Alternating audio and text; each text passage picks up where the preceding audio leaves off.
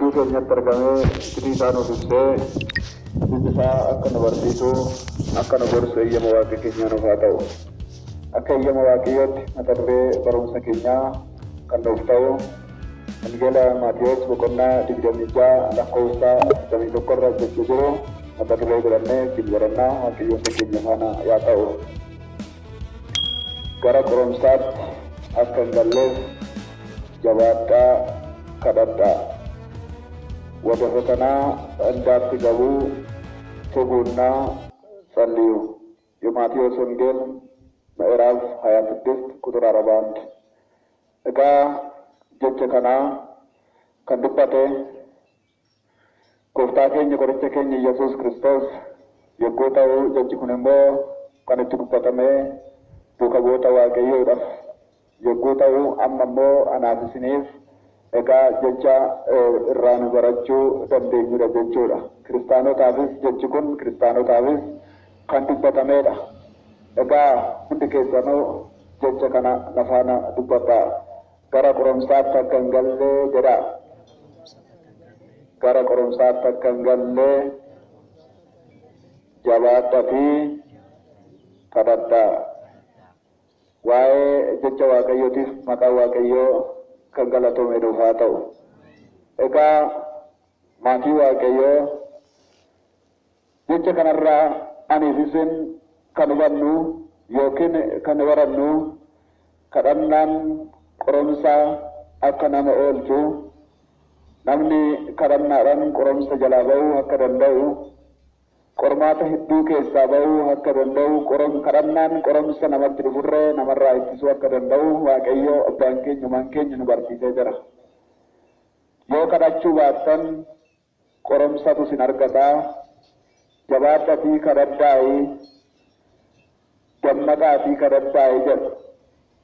Egaa yeroon kunis yeroo itti kadhannuudha kadhannaa taasisnuudha yeroo soomaa fi kadhannaadhaan mana amantaa keessatti yeroo keenya dabarsinu ta'uusaa egaa kitaabni qulqulluun anaaf isin nu barsiisa jechuudha.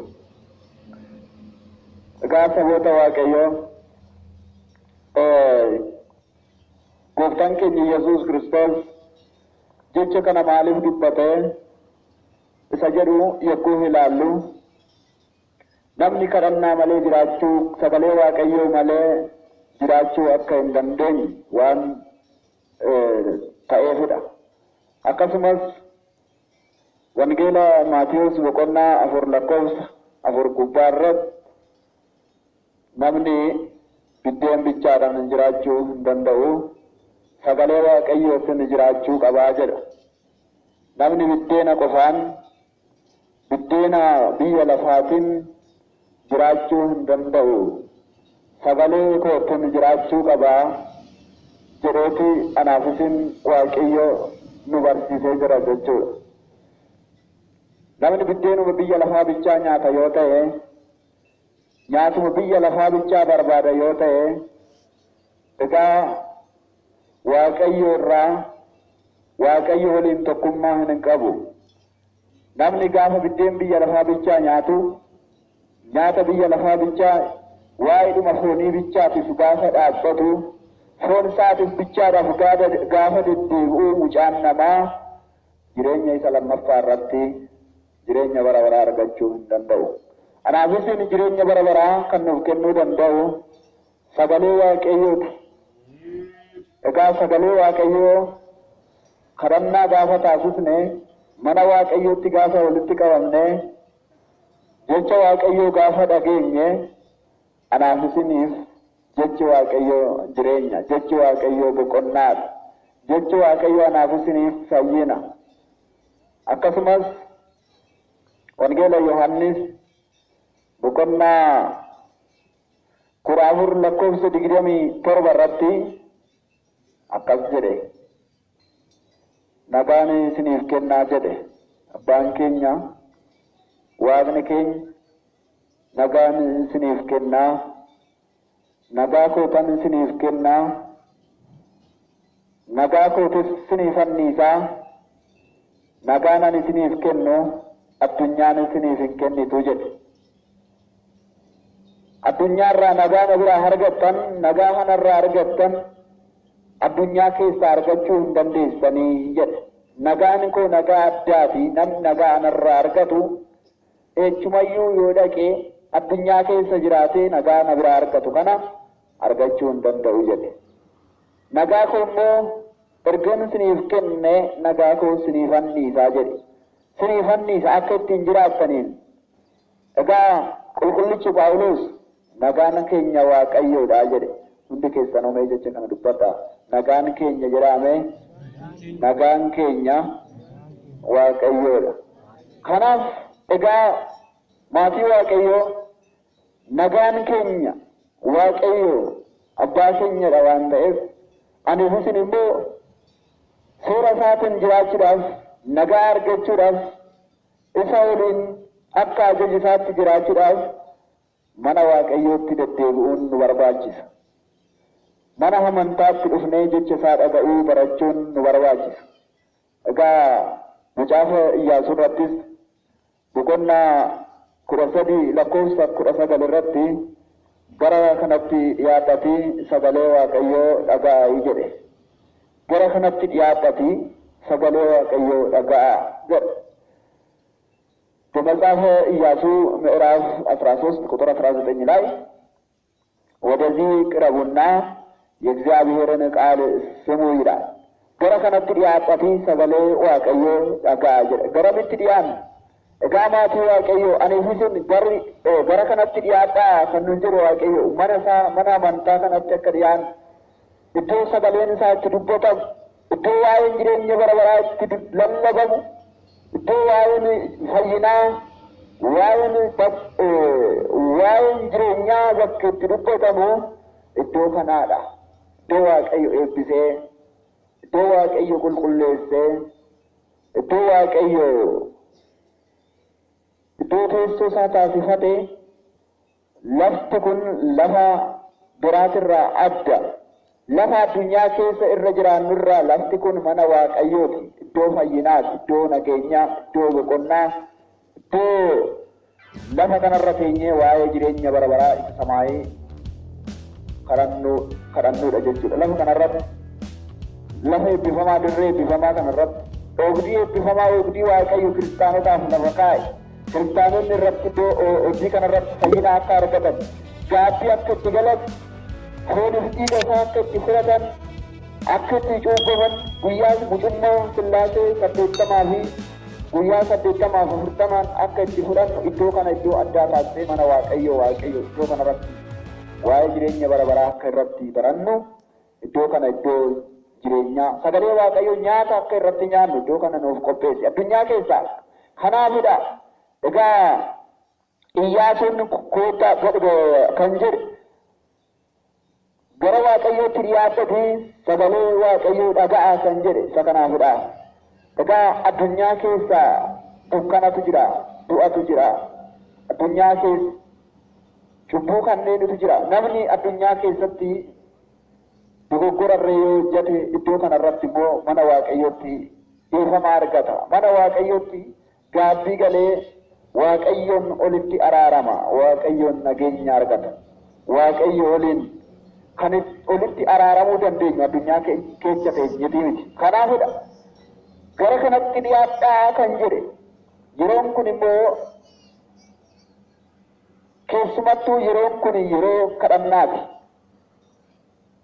Ji'oonni kun lamaan yeroo kiristaanni mana amantaa dhaqee kadhannaa isaa itti gaggeeffatu, tsoomee kadhatee kadhannaan fi tsoomni akkasuma gaabbii akkasumas sagada isaan kun mana amantaa keessatti kiristaanonni ni gaggeeffatu, ittiinis ni jiraatu meeshota kanaan.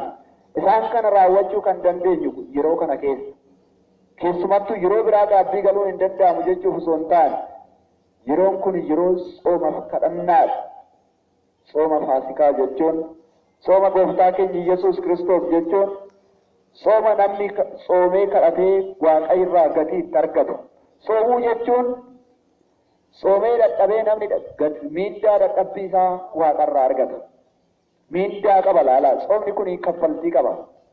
Na duukaa jirtu jecha duukaa jirtu kaffaltii qaba soomni kun kiristaanotaaf warra hubatuuf warra hubateen na fayyada soomni kun na fayyada yeroo kana mana amantaa dhaquun qaba jedhee namni kiristaanni mana isaatii gara mana waaqayyootti deddeebi'ee soomee sagadee mana waaqayyoo keessatti mul'atee argame egaa miindaa qaba kiristaan soomni kun miindaa kaffaltii qaba soomanii dadhabanii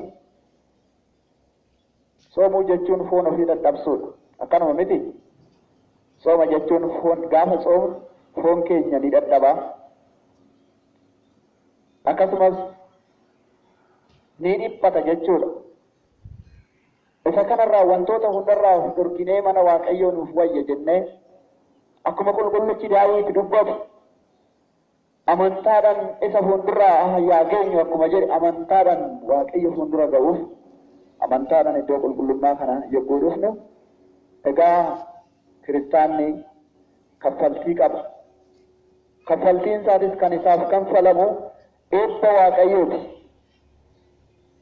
dhamaatiidhaan booda eebbatu jira beelaanii dhoobatanii waaqayyoodhaaf gaarummaaf jedhanii akkuma waaqni keenya dubbatu gaarummaaf jedhanii kan beelaan kan dhoobatan isaan qulqulloota akkuma jedhe sooma kanaadha sooma aniifitiin amma soomaa jirru kan egaa gara qorumsaatti akka hin galleef jabaadhaa kadhadhaa kan jedhe yoo kadhachuu baattan yoo soomuu baattan yoo kadhachuu baattan jabaattanii kadhachuu yoo baattan qoromsi sin argataa jedhe kadhannaan qoromsa hedduu ittisa kadhannaan akka kadhannaadhaan qoromsa keessaa ba'uu dandeenyu nageenya akka argannu kadhannaan nageenya kadhannaan boqonnaadha mana amantaa dhaqanii mana ofii keessatti kan dhiphatan sana mana ofii nagaa mana ofii keessatti dhaban sana kan argatan mana waaqayyoo keessatti nagaa ofii argatanii waaqayyo irraa nagaa fudhatanii galu jechuudha humna waaqayyo irraa waaqayyo humna qaba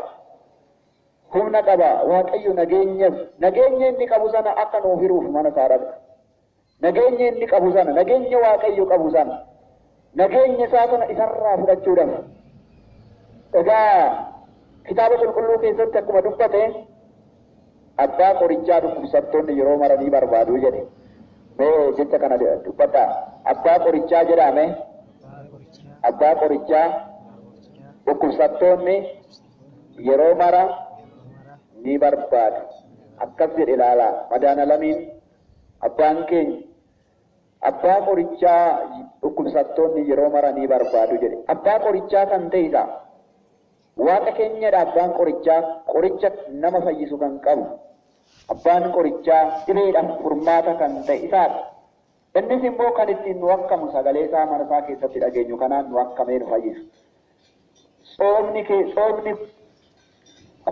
soomni seera isaatiin soomnu kun soomni kuni qoricha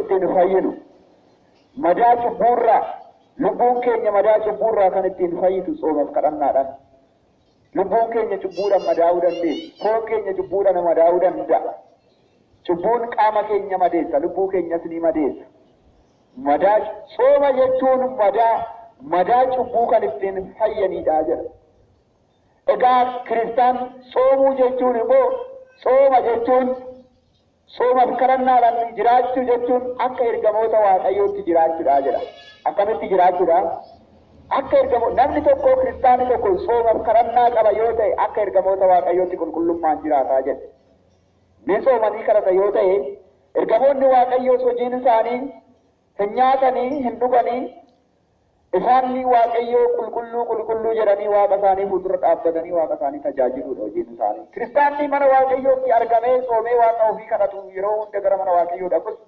ergamoota waaqayyootiin ni fakkeeffama soomanii kadhachuu jechuun ergamaa waaqayyoo fakkaachuudha jedha laalaa soomanii kadhachuu jechuun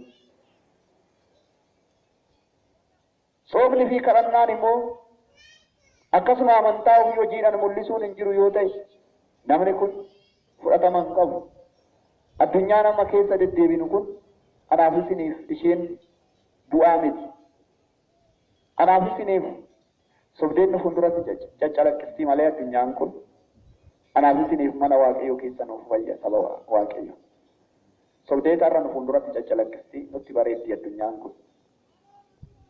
Waa hundi ishii waan nutti tolu nutti fakkaata. Akka ishii keessatti waa mara dalagnu addunyaan kun barbaada.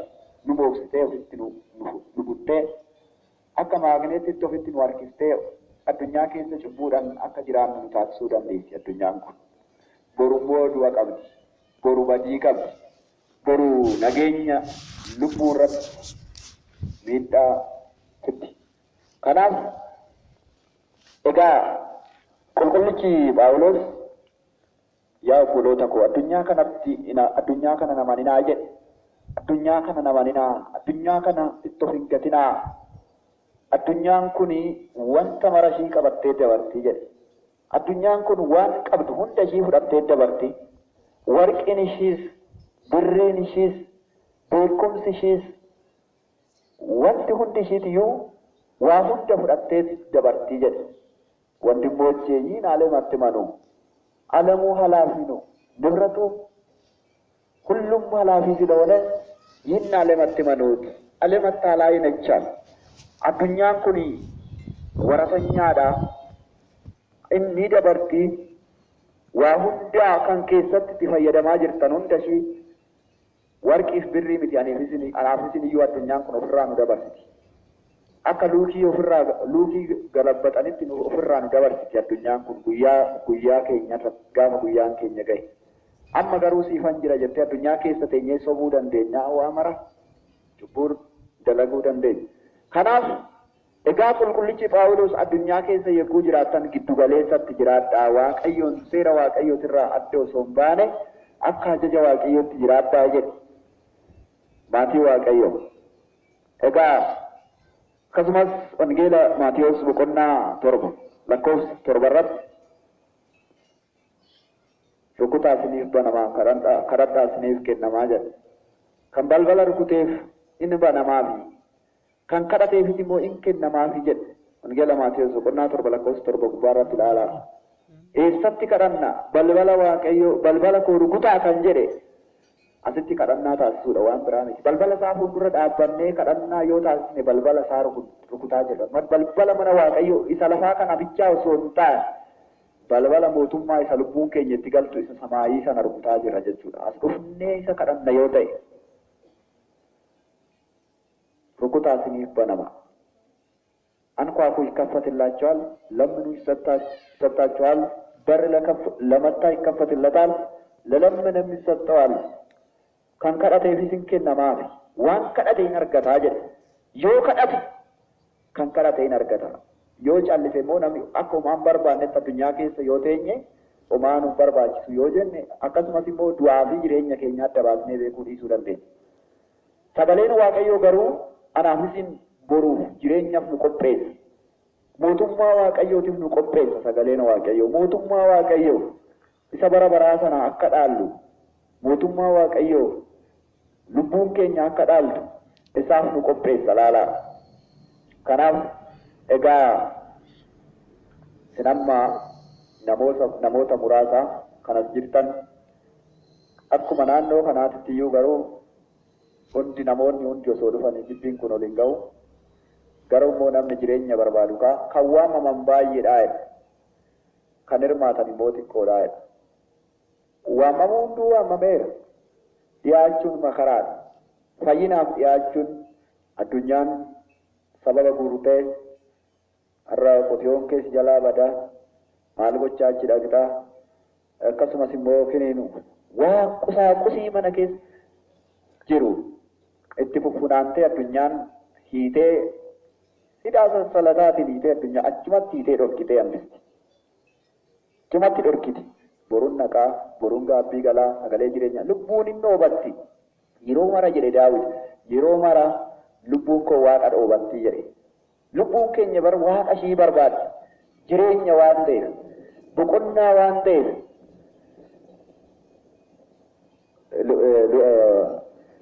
Macaafa Zeenaa boqonnaa 10 lakkoofsa 16 gubbaarratti lubbuun waaqa barbaaddu yaa gammaddu jedhe.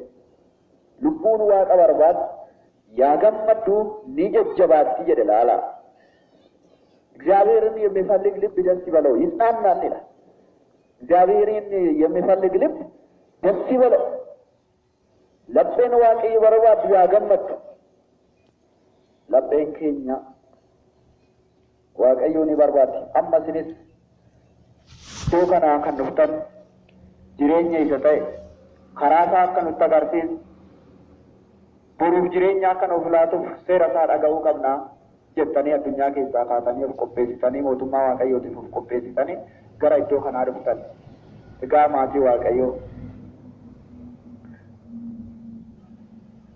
namoota hunda kan biteetoo addunyaa keessa jiraachisu addunyaa kana isheen garuu nuuf hin haftu.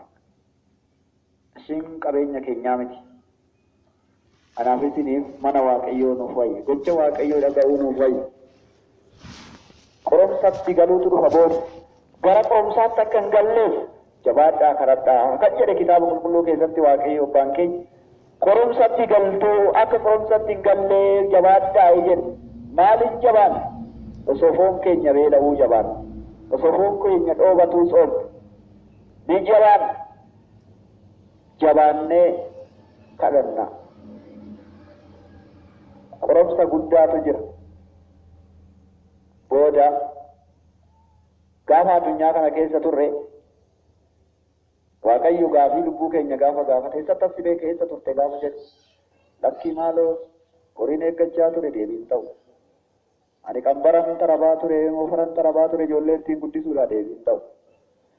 Dubartoonnis immoo ijoollee guddisaa ture maaloo hojii mana keessattu na qabee sagalee waaqayyo akka hin dhageenye na taasisee gaabbii akka hin galle na taasisee maaloo mana keessatti ijoollee guddisuutti ture deebiin ta'u. Deebii ta'a kun. Naggaadhanis immoo maaloo daldala irran ture deebiin ta'u. Deebiin waaqayyo irraa deebii kan nuuf ta'u seera isaa eeguu fi seera isaa eeguu bichaadha. Seera isaatiin jiraachuu, seera isaa erga nuuf teessisee seera isaa lafa nu godheera akka ittiin jiraatu. Innis kitaaba qulqulluu irraa as teenyee kan dhageenyu kanaadha. Hamaan ta'in nuun jedha jechi waaqayyo hamaan ta'in qulqulluu ta'i qulqullummaan jiraatu. Bakka seerota isaa nu barsiisa mana isaa keessatti qulqullummaan akka jiraatu. Hojii qulqullummaatu nu fayyisa jireenya boqonnaa mootummaa waaqayyo inni qulqulluu akka ta'eef isinis qulqulloota naaf taa'e jedha. Kanaaf egaa aneef isinis maatii waaqayyoo sooma kanaan jabaannee yeroon kun subaa'eedha laalaa. Maalidha yeroon kun? Subaa'eedha. Osoo gadaamii dhaqxanii namni gadaamii adda addaa oduu dhaqxanii ji'oota lamaan kanaaf mana amantaatti galee lafa goggogaa irra ciisee waaqa isaa kadhata. Waaqa isaa kadhata. Mana amantaatti deddeebi'ee ganama galgala halkan kana nagaan kan na bulchite yaa waaqayyo galatoomii. Galgala kanas nagaa naaf taasisi. Luboonnis mana amantaa keessatti kan kadhatan isa kana. Kan nagaan nu bulchee nagaan nu haa bulchuu, biyya keenya nagaa nuuf haa taasisuu, daa'ima yaa guddisuu, maanguddoo yaa tursiisuu, biyya keenya laafaa isaa biyyaaf haa roobuu, midhaan faca'ee nagaadhaan biyyaaf haa laatu. Isa kanaatu kadhatama. Kadhannaan taasifamee gaafa taasifamee boodarraa hidhaan isaa isa kanaadha jechuudha. Biyyaaf kadhatama. Biyyi nagaa akka ta'u osoo waaqni kadhatamuu baate kadhannaan anaaf isiniif murteessaadha. Osoo waaqni kadhatamuu baate osoo amma roobni kun roobuu baate achumaan hafee isatti manna. Namni gaafa lafa qotu olii galtee waaqa wajjiniin egere waggaa tokkicha egereen facaasa jedhee lafa gaafa qotu waaqa wajjin mallattoo hin qabu. Namni qabu jira. Inni immoo kutaa tokkorraa jalqabee barumsa baratus baradhee fixee tan hojii irratti bobba'aa jedhee waaqa wajjin mallattoo hin qabu. Karaa irratti hafuun hin jira. Hin jiru. Jira moo hin jiru? Kan xumura irraan nama ga'u eenyudha? baratee akka xumuru kan taasisu, qotee facaafatee mana isaatti akka itti fayyadamu kan taasisu, kan dhalate kan guddisu, akkasuma rooba nagaa, qilleensa nagaa bonaaf gan nuuf jecha akka deddeebi'u kan taasisu Waaqayyoodha. Dukkanniif ifti guyyaaf halkan adda kan bahe anaaf isiniifidha Waaqayyo hunda sirreessee kan nuuf kenne. Waa hunda nuuf kenne. Bonni osoo jiraachuu baatee ani isin jiraatu. Ganna osoo jiraachuu baatee ani isin jiraatu. Hunduma isaatiyyuu sirreesseetti uumee jedhe. Egaa kitaaba qulqulluu irratti. Hunduma isaatiyyuu Waaqayyo ani isin akka ittiin jiraannuuf sirreessee ittiin akka gammannu ittiin akka jiraannu nuuf kenne jechuudha. Isa kana irratti immoo Waaqni anaaf isin irraa galata barbaada. Inni guddaa nuuf godhee jira. Inni guddaa nuuf godhee jira. Gatii malee mee qilleensa kanatti osoo itti kaffallee, aduutti osoo kaffallee, waa maratti osoo kaffallee, aniif isin jiraachuu hin dandeenyu. Dandeenya. Waaqayyo garuu bilisaan akka jiraannu waa mara nuuf kenne. Qilleensa amma ittiin qilleensa nagaa ittiin jiraannu kun kan isaati. Kan eenyuti? Qilleensa amma ittiin jiraannu kun kan isaati. Yoo bari'e ifni arginu kan isaati. Dukkanichi immoo akka boqannuuf guyyaa hojjechaa oollee galgala akka boqannuuf nuuf kenname kan isaati. Dukkana ishee hambisuu danda'a. Guyyaadhaan hambisuu danda'a. Nuuf jecha osoo isaan kana hunda nuuf kennuu baate, aniif isin immoo isa galateeffachuun akka waan guddaatti nutti ulfaachuu danda'a. Na galateeffadhaa jedhe. Galata nurraa barbaada. Waaqni laphee qulqulluu fi galata waan baay'ee nuuf kenne keessatti waan xiqqoo immoo anaaf isin irraa Waaqni barbaada. Waan baay'ee waan mara wantoota hedduu fayyaa bichaa miti. Fayyaa nuuf kennee fayyaa biratti waan hedduu nuuf kenneera. Isa keessaa immoo waan xiqqoo nurraa barbaada. Guddaa nuuf kenneetu waan xiqqoo nurraa barbaada. Galata nurraa barbaada. Guyyaa 5 hojjennee guyyaa tokko yoo as dhufnee isa galateeffanne maali? Waaqatu kana naaf kenne jennee isa galateeffachuun nutti ulfaachuu danda'a. Waan nuuf kenname hundi galateeffamuu qaba. Namni bar jecha duukaa jirtu namni guyyaa tokko rakkina nama oolchee galatoomi yoo jechuu ni baate gaafa lammataa yoo kadhaterree keessaatti ari'uu danda'a. Galatoomirree hin jedhu kun akkasuma miti. Galatoomirree hin jedhu akkanumatti tola ooltummaa fi liqeessa fi maalii fi maqaa isaa akka waamu barbaada. Kana naaf godhe namni sun jedhee bakka hundatti akka waa'ee isaa dubbatu barbaada namnu. Kana naaf godhe abaluu kana naaf godhe jedhee gurra isaa akka kakaasu. Akka isa ol qaqqabu barbaada. Yoo isa ta'uu baate kana naaf godherree jedhee dubbanne jedhee komata jechuudha. Waaqni keenya hoo nama caala namaaf godha. Fayyaan guyyaa daqiiqaa 2 ittiin jiraannu kan isaati. Oollee kan bullu kan isaati. Ganama baanee galgala galuun kan isaati. Nu oolchee nu bulchuu kan nu bulchu. Nu bulchee kan nu oolchu. Ijoollummaa keessaa gara guddinaatti kan nu geessu. Haala keenya nuuf sirreessee, karaa keenya nuuf qulqulleessee, mana keenya nuuf nagaa taasisee, maatii keenya irraa akka jiraannu waa mara isaa kan nu taasisu Waaqayyoodha. Kana beekuuf kiristaana kamirraayyuu barbaachisaadha. Ofiin namni of jiraachisu hin jiru. Kadhannaan kiristaanni tokko guyyaa keessatti yeroo 7 yaa kadhatu jedha. Manni kiristaanaa kan barsiistu isa kana. Kiristaanni tokko guyyaa meeqatti yeroo meeqa kadhachuu qaba akka seeratti? Waaqa ofii yeroo meeqa kadhata? Yeroo 7 tasgabbiidhaan jilbiinfatee waaqa isaa akka kadhatu manni amantaa isa kanan dabarsiisa. Kun kitaabni qulqulluun isa kana barsiisa. Gizee 7 miti ganama tokko mana amantaa balbala mana amantaa irra ga'uun baay'ee kiristaanotatti ulfaata. guyyaa takka balbala guyyuma takka ganama takka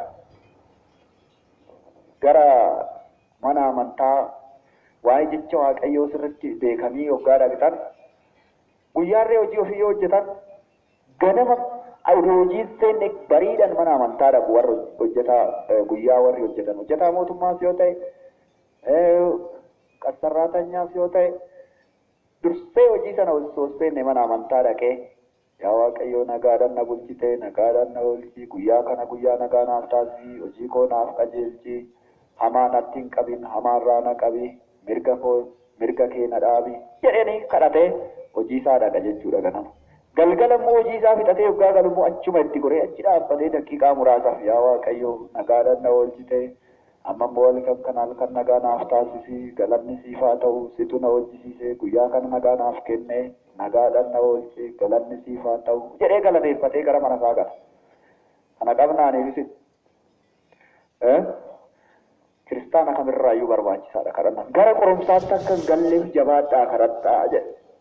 Yoo kana ta'uu baate yoo kadhachuu kadhannaan jiraachuu baate qorumsaatti galuutu dhufa. Qoramuutu jira. Oolanii buluu irratti, bulanii ooluu irratti, qabeenya qabna jedhan irratti, waa hunda irratti Waaqayyoo muuduun barbaachisaadha. Waamuun barbaachisaadha. Maqaan isaa humna keenya, maqaan isaa nageenya keenya. Waan mara irratti Waaqa waamaa. Waan hojjettan irrattis waa hunda irratti iyyuu akka eebbal kan hojjettan sun eebbifamuuf maqaa Waaqaa waamaa. Waan hojjettan irratti maqaa Abbaa Ilmaa Hafuura Qulqulluu jettanii ta'u yookiin Basma Aab Wawaldi Manfas Qidduus Ahadu Aምላak jettanii waan jalqabdan seexanni iddoo sana hin jiraattu. Jiraatti humni Waaqaa sun irra bule jechaadha. Waan eebbise jechaadha wanta sana. Yaa Waaqayyo sinaaf eebbisi yoo jettan yookiin immoo namni wallaala irraan kan ka'e yogguma nyaata ofiituu fudhatu fayyadamu caaluma jedhee yoo itti bobba'e inni tokkicha ta'ee yogguu jalqabu shan bukkeedhaan jalqaban hojii. Maqaan Waaqaa hin jiru keessa waan ta'eef inni argu shan immoo bukkeedhaan hojiin fayyadamu jechuudha. Takka hoo turruuf feelaa. Barakanni Waaqaa keessa jiru. Yoomuu maqaa Abbaa Ilmaa Hafuura Qulqulluu amma kadhannaa xinnoo isaataan taasisee yogguu waan hojjetu sana yogguu nyaatan ta'e yogguu waan barbaade sana yogguu hojjetu maqaa Abbaa Ilmaa Hafuura Qulqulluu yaa Waaqayyo sinaaf eebbisi yoo jedhe eebbise waan ni bakka. Hamtuun isa iddoo sanatti hin argamu. Diinni hafuurri hamtuun namni hin argu malee bukkee namaa deemaa oolu. Bukkee namaa marsaa oolu namni of bukkeetti argu kun kan arganis jiru. Maaltu na cinaa daawwisuusaa jedhu namoonni kun. Maaltu na cinaa daawwisuusaa nama cinaa daawwisuusaa yookiin immoo dingatuma osoo quban qabaanne na fuulduraatti lub jedhee darbee jedhu. Hafuura hamaadha. Hafuura hamaadha jechuudha. Yoo wajjin jiraachuu barbaadde isa ofirraa injifachuudhaaf immoo kadhannaan murteessaadha. Kadhannaa taasisuun soomaaf kadhannaadhaan jiraachuun barbaachisaadha. Soomni nageenya boqonnaa fayyina waan ta'eef egaa isa kanaan ni jiraanna yoo ta'e namni sooma fi kadhannaa qabu namni soomaaf kadhannaa qabu yeroo maraa abidda qaba. Maal qaba? Soomni fi kadhannaan diina keenya hafuura hamaadhaaf abidda. Hafuura hamaa kan ittiin gubnee balleessinu ofirraa siksinu Waaqayyo nuuf kenneedha. Isatti yoo fayyadamne sooma kana soomnee kadhannaas taasisnee yoo jiraanna ta'e of bira dabarsanii nama biraatti ta'uu dandeessu. Afaana jirtu yeroo tokko maal jedha hafuurri hamaan namoota irraa yogguu asitti dubbatu maal jedhaa? Mana sana keessatti maatii keessaa nama tokkoon dadhabee jedha. Maal irraa akka ka'e namni sun soomee kadhata yoo ta'e hafuurri hamaan sun nagaa argatee mana sana keessa jiraachuu hin danda'u. Ollola nama sana oliin jechuudha. Namni sun kadhannaa taasisaa soomaa Waaqa ofii kadhataa nama qajeelaa waan ta'eef hafuurri hamtuun sun hin baqatti mana sana keessa maatii dhaabuu nageenya kenna jechuudha. Namni soomaaf kadhannaa qaba. Soomniif kadhannaan nageenya argachuudhaaf immoo gara mana Waaqayyootti deddeebi'aa soomnee kadhannee nama qajeelaa ta'uun murteessaadha. Gaa maatii Waaqayyoo aneef isin akkuma abboonni keenya soomanii kadhatanii kadhannaaf sooma isaaniitiin laphee isaanii Waaqayyoof kennanii soomaaf kadhannaa isaaniitiin gatii Waaqayyoo irraa argatanii eebba bara baraa akkuma argatan nutillee sooma kanaan jabaannee kadhannee diina keenya injifannee mootummaa Waaqayyootiif akka qophoofnu Waaqni keenya nu haa gargaaru. Gara qoromsaatti akka hin galleef jabaadhaa kadhadhaa. Wangeela Maatiyos boqonnaa 26 lakkoofsa 41 kan nu gorse kan nu barsiise amma yeroo kanaatti kan nu faana ture kakaasee kan nu jalqabsiisee kan xumursiise Waaqa abboota keenyatiif galanniif kabajni haa ta'u. Akkasumas haadha isaa qulqullittii dubroo Maariyaamiidhaaf galanniif kabajni haa ta'u. Waswaas እግዚአብሔር ወለወላዲቱ ድንግል ወለመስቀሉ ክቡር ቆየን። Waaqayyo na eebbisu guyyaa gaarii haa ta'u. Ashii gara